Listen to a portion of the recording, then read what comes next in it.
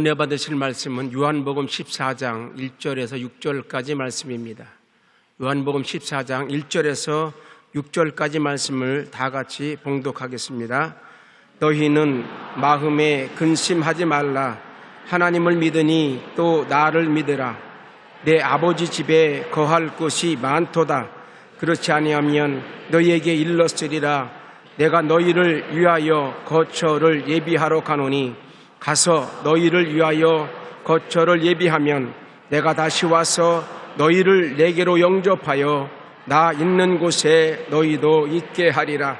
내가 어디로 가는지 그 길을 너희가 아느니라.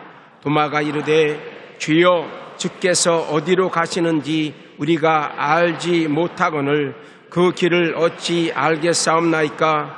예수께서 이르시되 내가 곧 길이요 진리요 생명이니 나로 말미암지 않고는 아버지께로 올 자가 없느니라. 아멘. 내가 곧 길이요 진리요 생명이니 이 제목을 가지고 은혜를 나누겠습니다. 길을 잃은 나그네의 삶을 잃어버린 그와 다름이 없습니다. 이스라엘 백성이 광야를 지나 가나안으로 갈 때 그들의 길을 잃지 않도록 하나님이 낮에는 구름 기둥으로 밤에는 불 기둥으로 이스라엘 앞에 비추어서 길을 잃지 않게 하셨습니다. 출애굽기 13장 21절로 22절에 보면 야훼께서 그들 앞에서 가시며 낮에는 구름 기둥으로 길을 인도하고 밤에는 불 기둥을 그들에 비추시니 낮이나 밤이나 진행하게 하시니 낮에는 구름 기둥 밤에는 불 기둥이 백성 앞에 떠나지 아니하시니라.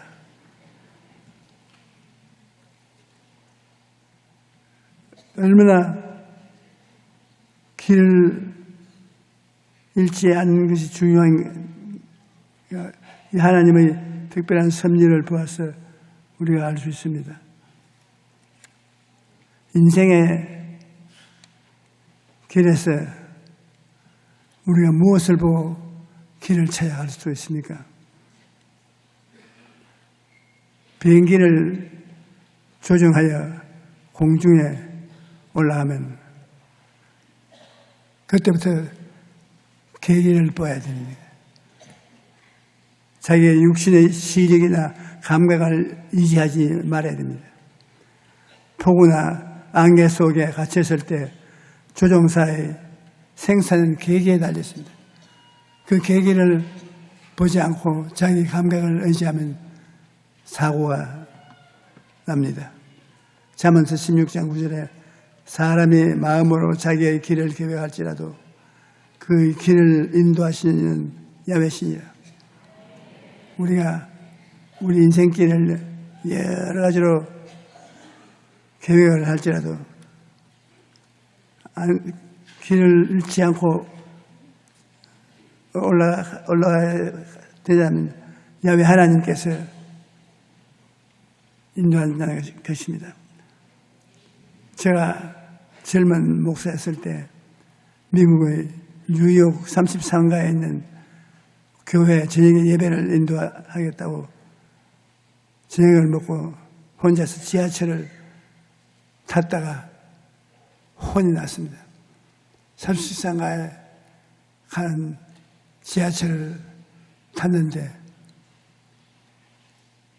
어디가 어딘지 천지를 알 수 없어요. 전에 그곳 목사님이 지하철 메트로를 타고 어디서 내려서 어디로 지하도로를 걸어 나와서 또 지하철을 타면 그 다음 우리 교회로 온다고. 그래서 제가 걱정하지 마십시오. 이래도 서울 같은 복잡한 도시에 살다 온 사람인데 문제없이 찾을 수가 있습니다. 그러니까 그 여목사가 물론 찾을 줄 안다고. 그러나 조 목사처럼 똑똑하지 않은 사람들은 이것에 혼이 난다고. 그런데 지하철을 타고서 내려야 된다는 정거장에 내릴 시간이 없이 차가 떠나버립니다. 그 다음 정거장에 내가 내리려고 일어섰는데 가방을 무릎에 얹어놓고 있다가 일어서니 가방에 있는 책이고 공책이고 손수건이고 다 쏟아졌어요. 사람들이 이쪽 끝 오른손 발에 걸어서 나가는 사람, 왼발에 걸어서 나가는 사람, 찾아가지고서 가방에 넣다 보니까 떠나버렸어요. 지하철이 몇 개가 떠났는데 정신이 하나도 없어요. 찾아갈 수가 없습니다. 저기 예배 시간에 갇혀요. 내가 이제는 죽었다 싶어요. 그래서 사람이 답답하면 기도하게 됩니다. 지하철 바닥에 그냥 주저앉아가지고서 하나님 나 살려주십시오. 영어로 기도한 것도 아니고 우리 한국말로 하나님 난 지하철에서 길을 잃었습니다. 살려주십시오. 사람들 눈도 안 돌려봅니다. 그런데 아주 싸납게 생긴 흑인 한 사람이 나에게 발로 탁 차더니만 아니 어디서 온 사람이냐고. 그래서 서울에서 온 사람이라고. 왜 이러냐고요. 내가 저녁에 설교하러 가려고 하다 길을 잃어버리고 이 모양이 돼도 어디에 가냐 33가에 가냐. 아이고 이 사람 보게 33가 사람들은 영 반대길인데 자네 오늘 못 찾아갈 거예요. 어떻게 합니까? 그러니까 내가 그가 나를 자세히 봐요. 그 사람이 미국 뉴욕에 가시는 흑인을 특별히 주의하라고 잡혀간다고. 그래서 나는 잡혀갈 줄 알고 겁이 나서 있는데 나를 자세히 보더니만 당신 오늘 내가 도와줘야 되겠어요. 안 도와줘도 괜찮대요. 괜찮은 게 아니라 당신 길을 잃었어. 나는 6.25 때 한국에서 싸운 용사야. 한국 사람이라는 게 내 마음에 옛 생각이 떠오르고 도와줘야 되겠다는 생각이 났는데 나 뒤를 따르시오. 그러면서 한 정강장에 이리 내리시오. 내리니까 이거 타시오. 이거 타시오. 저 정강장에 내리시오. 그걸 따라 내리고 오르어야 나중에 나하고 확 밀어내면서 이 세상에 잘 사십시오. 여기 있어서 당신 갈 대로 찾아가면 됩니다. 거기 내려가지고서 34가 안내를 받아보니까 바로 역전해서 얼마 안 돼요. 교인들이 모여서 예배를 드리려고 하는데 내가 차에 들어가니까 교인들이 박수를 치고 그렇지 않더라도 길을 잃어버리고 못 올 줄 알고 우리 목사님이 기도하라 해서 기도했다고. 그런데 제가 그 흑인의 말을 듣지 않고 내 생각대로 했다면 오늘 여러분 앞에 서 있지 않을지 모릅니다. 그러니 길을 올바로 찾아간다는 것은 참으로 힘든 일입니다. 시편 119편 105절에 보면 주의 말씀은 내 발의 등이요 내 길의 빛이니이다. 우리 이 세상에 살아가는데 주님의 말씀이 등이요 발의 길이 되는 것입니다. 시편 23편 4절에 내가 사망의 엄침한 골짜기로 다닐지라도 해를 두려워하지 않을 것은 주께서 나와 함께 하심이라. 주의 지팡이와 막대기가 나를 안위하시나이다. 주님의 지팡이와 막대기는 성경이 바로 그것입니다. 우리 성경에 하나님이 지팡이와 막대기를 말씀으로 심어 놓았으니 그를 다 찾아서 길을 잃지 않도록 해야 되는 것입니다. 하나님의 말씀을 따라가면 길을 찾게 돼요. 아브라함은 하나님의 말씀에 순종하여 고향 친척 아비 집을 떠나 하나님 지시한 대로 갔습니다. 히브리서 11장 8절에 보면 믿음으로 아브라함은 부르심을 받았을 때 순종하여 장래 희업으로 받을 땅에 나아갈 때 갈 바를 알지 못하고 나아갔다. 그렇다면 아브라함은 무엇을 바라보고 나서가요? 창세기 12장 4절에 그 답이 있는데, 이 아브라함이 야훼의 말씀을 따라갔고 그렇게 말했습니다. 어디로 가야 할지 갈 바를 알지 못하는 아브라함은 오직 하나님의 말씀을 따라갔다고 그렇게 말했는 것입니다. 아브라함의 고향인 갈대아 우르에서 가나안까지 적어도 1000km나 되는 것입니다. 멀고도 험한 길인데 이러한 길을 아브라함은 하나님의 말씀을 따라 걸었던 것입니다. 그리고 하나님께서 말씀에 순종한 아브라함에게 모든 민족이 그로 말미암아 복을 받도록 하신 것입니다. 아브라함의 하나님의 말씀을 따라가야 됩니다. 우리 구약의 말씀은 신명기 9장 10절에 나를 사랑하는 내 계명을 지키는 자에게는 천대까지 은혜를 베푸느니라. 구약에는 10계명을 중심으로 해서 하나님이 갈 길을 보여주시고 계신 것입니다. 우리가 하나님의 계명을 따르면 천대로 복을 받겠다고 말하는 것입니다.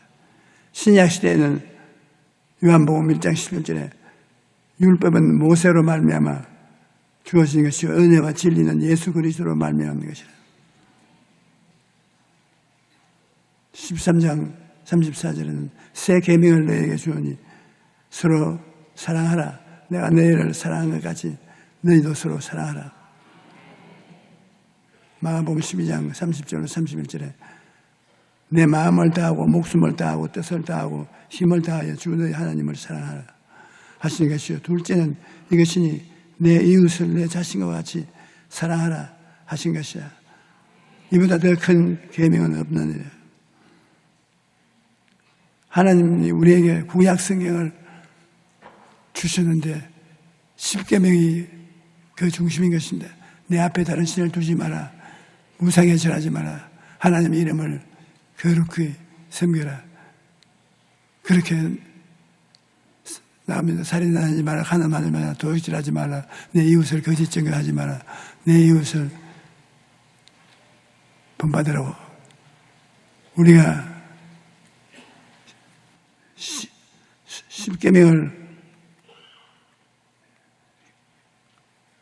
계명으로 읽습니다. 그러나 신약 성경에 와서는 예수님 말씀대로 사랑이 제일이니 사랑을 해야 되는 것입니다. 하나님께서 우리에게 형통한 삶의 비밀을 알려주신 것입니다. 시편 1편 1절로 3절에 복 있는 사람은 악인의 꾀를 따르지 아니하며 죄인의 길에 서지 아니하며 오만한 자들의 자리에 앉지 아니하여 오직 야훼의 율법을 즐거워하여 그 율법을 주야로 즐거워한도다. 그는 시냇가에 심은 나무가 철을 따라 열매를 맺으며 그 잎사귀가 마르지 아니함 같으니 그가 하는 모든 일이 다 형통하리로다. 여기 복이 있는 사람이라는 복은 히브리어로 행복하다는 뜻입니다. 하나님의 말씀을 사랑하고 그 말씀을 따라 살면 하나님께서 우리에게 행복한 삶을 준다는 것입니다. 그리고 예수님이 오신 이후에 신약 시대에는 생명의 길이신 예수님을 따라가야만 하는 것입니다. 매튜 헨리는 우리를 하늘 인도하는 길은 매일매일 주님과 함께 걷는 것이라고 말하는 것입니다. 우리는 인생의 길을 걸어갈 때 언제나 하나님과 함께 걸어가야 되는데, 구약은 십계명 중심으로, 신약은 예수님의 사랑 중심으로 우리가 걸어가야 되는 것입니다. 말씀이신 예수님과 동행을 해야 되는 것입니다. 신구약 말씀을 우리에게 보배인 것입니다. 디모데후서 3장 16절에 보면 모든 성경은 하나님의 감동으로 된 것으로 교훈과 책망과 바르게 함과 의로 교육하기에 유익하다. 고린도후서 4장 10절에는 우리가 이 보배를 질그릇에 가졌으니 이는 심히 큰 능력은 하나님께 있고 우리에게 있지 아니함을 알게 하십니다. 우리는 보잘것없는 질그릇 같은 인간이 아니지만 우리 속에 보배로운 예수님이 계시다는 것입니다. 사막을 우리가 여행을 할 때 모래 구덩이에 빠지면 차가 못 나갑니다. 모래에 빠지면 윙 하고 악셀레이터를 밟으면 땅 모래로 더 깊이 빠져들어가고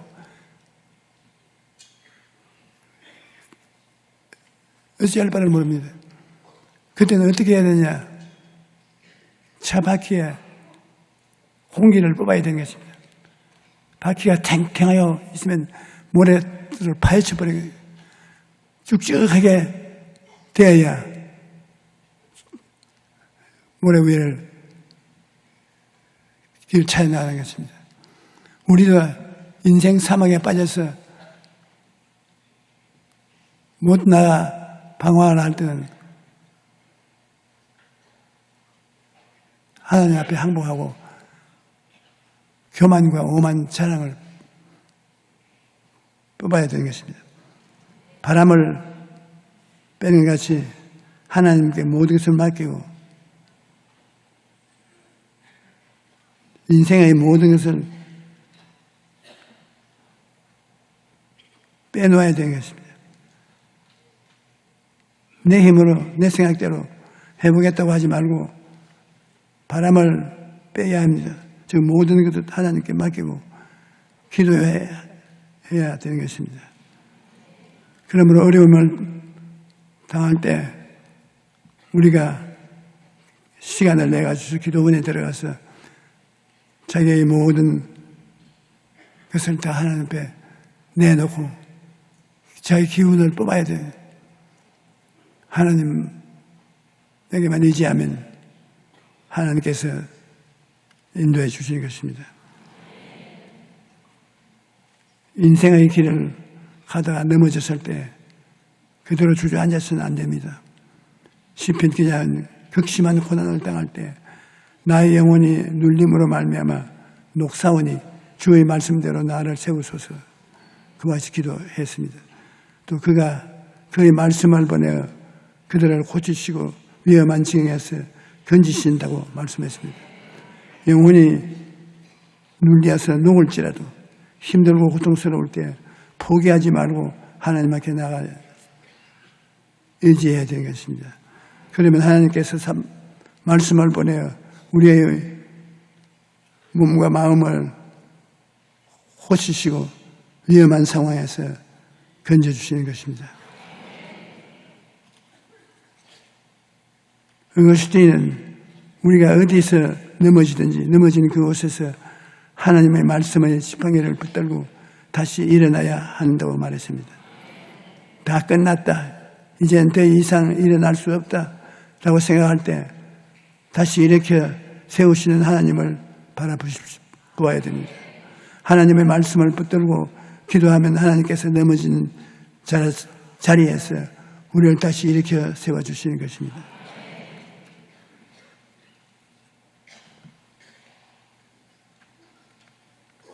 예수님은 하나님의 말씀이신 것입니다.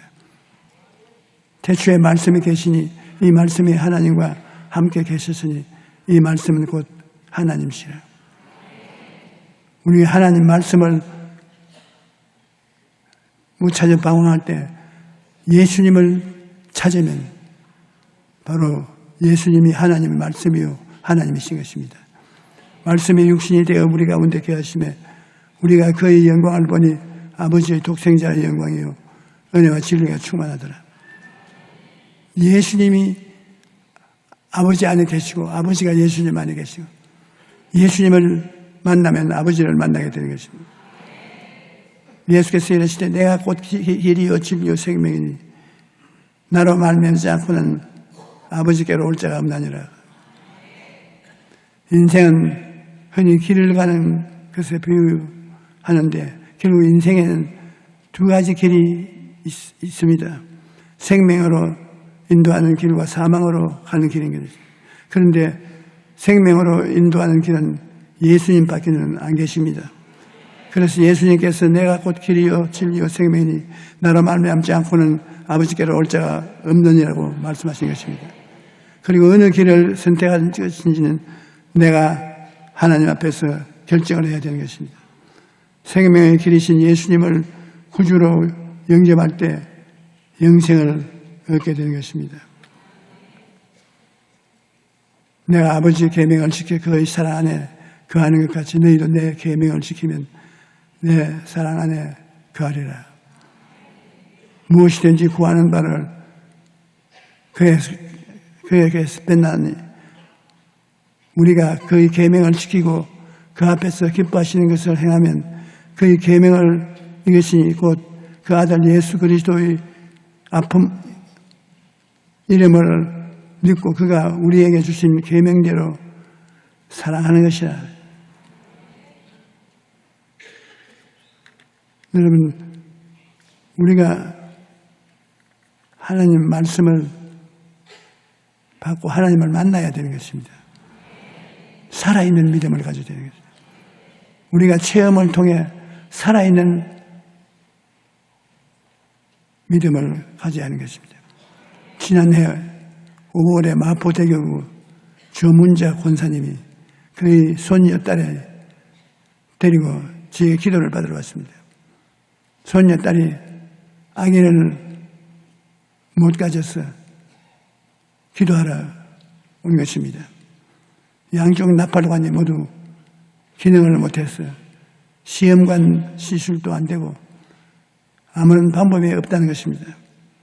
그래서 기도를 받고 갔는데 며칠 전 권사님에게서 편지가 오기를 우리 손녀딸이 임신했다는 것입니다.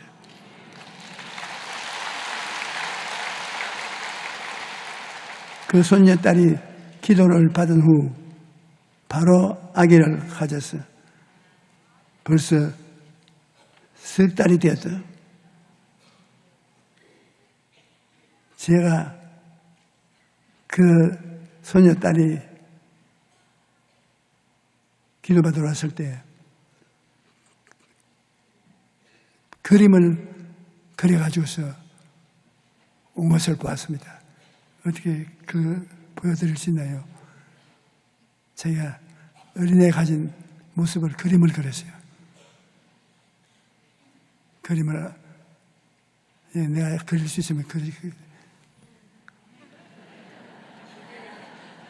배가 볼록하게 된 그림을 그렸어요. 그래서 그 그림을 그 권사님도 보고 그 조카딸도 보고 저도 보고 우리 하나님 무엇인지 기도한 것은 받은 줄로 믿으라고 했으니 오늘 우리가 기도하고 난다면 육체적으로는 아기를 못 낳을 것이라도 하나님은 낳게 할 수가 있으니까 낳게 해 주십시오. 그러고 한데 바라보는 법칙을 중에서 이미 아기를 가진 모습을 바라보면서 기도하여 응답을 받은 것입니다. 여러분 기도할 때 바라봄의 법칙을 좀 사용하십시오. 사람들이 너무나 바라보지 않고 기도하는 것입니다. 아브라함이 하나님 보고 15년 동안 기도해도 어린 아기를 안 주시는 하나님 너무 섭섭합니다. 그 하나님이 잔소리 마라. 저녁에 밖으로 나와라. 밖으로 천박 밖으로 나가니까 하늘을 쳐다봐라. 뭐가 보이냐? 별들이 보입니다. 얼마나 보이냐? 한없이 많아 보입니다. 저것이 네 자녀들이 될 상징이다. 그러니까 아브라함이 믿었습니다. 하나님이 아브라함의 믿음을 기쁘게 느꼈습니다. 바라봄의 법칙을 통해서 없는 것을 있는 것 같이 바라보는 것을 하나님이 기쁘게 느꼈습니다. 긍정적인 생각에 꿈을 가지고 이미 이루어진다고 기도하고 믿고 없는 것을 있는 것 같이 고백하고 나가면 하나님이 기뻐하시고 은혜를 주시는 것입니다. 누가복음 1장에 보면 천사가 마리아에게 이렇게 말합니다. 보라, 내 친족 엘리사벳도 늙어서 아들을 배웠느니 본래 임신하지 못한다고 알려진 네가 이미 6달이 되었다. 그 애 묻는 여인에게 어린애기를 낳게 해준 하나님의 역사가 많이 기록되어 있습니다. 오늘 이 설교를 듣고 어린애기를 못 낳은 사람은 당장 가서 그림을 그려서 보겠다 넣든지 하나님 없는 것을 있는 것 같이 내가 이미 가지고 있습니다. 하나님 감사합니다. 어린애기야 빨리 응아 울고 나오라. 한번 그래 보십시오. 어린애기가 생이 날 테니까. 우리가 왜 이런 말을 하냐면 예수를 믿는다는 것은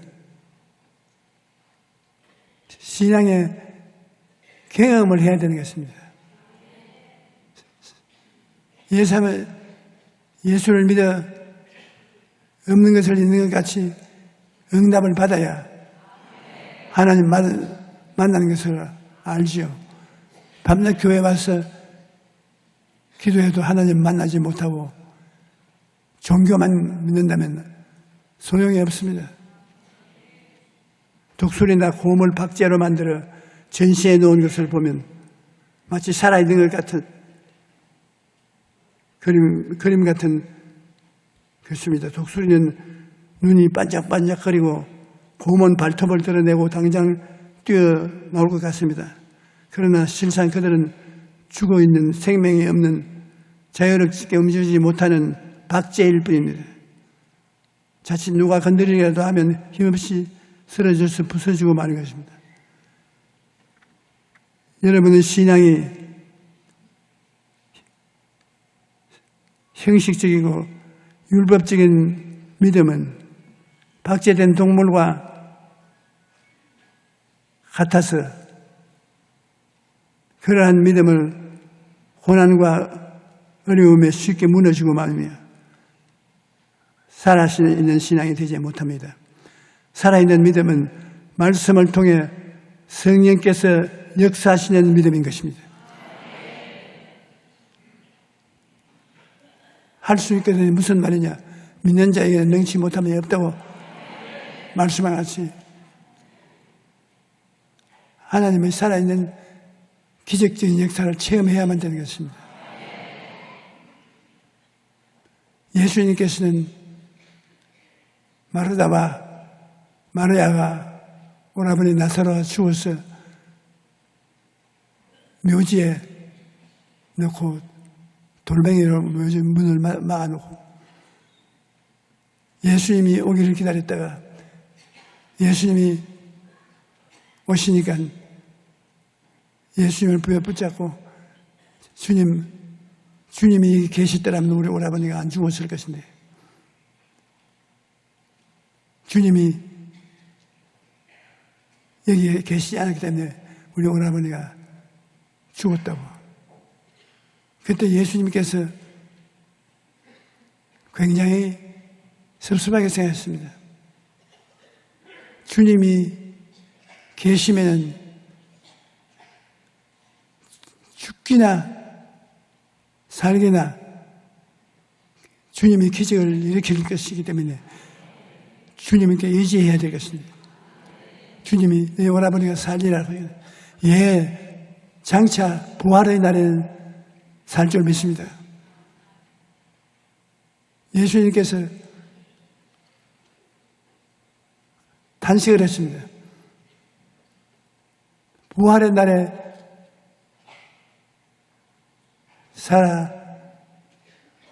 살아난다는 것은 신앙적으로 다 믿는 것입니다.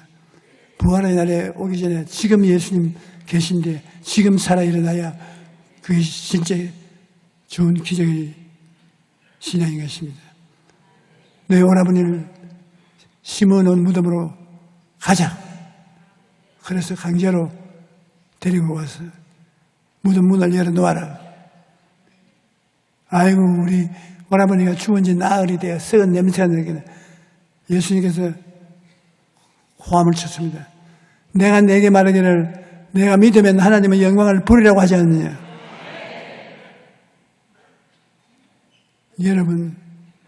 여러분도 이 말에 귀를 기울이십시오. 예수를 여러분 믿어서 주의 백성이 되어 있는데 어려운 문제가 있을 때 주님께서 내가 믿으면 하나님의 영광을 본다고 말씀하시는 것입니다. 하나님께서는 우리 편에 서 있어 믿음을 내드리면 믿음을 통해서 역사하시는 것입니다. 예수 그리스도는 어디냐 오늘이나 영원토록 동일하시고 본질 세상 끝날까지 내가 항상 너와 같이 하고 너희 두세 사람이 있는 곳에는 나도 너희 가운데 있겠다고. 그러니 오늘 우리 가운데 예수님이 계십니다. 우리가 막다른 골목에 처했을 때 주 예수님을 의지하는 예수님이 역사하시는 것입니다.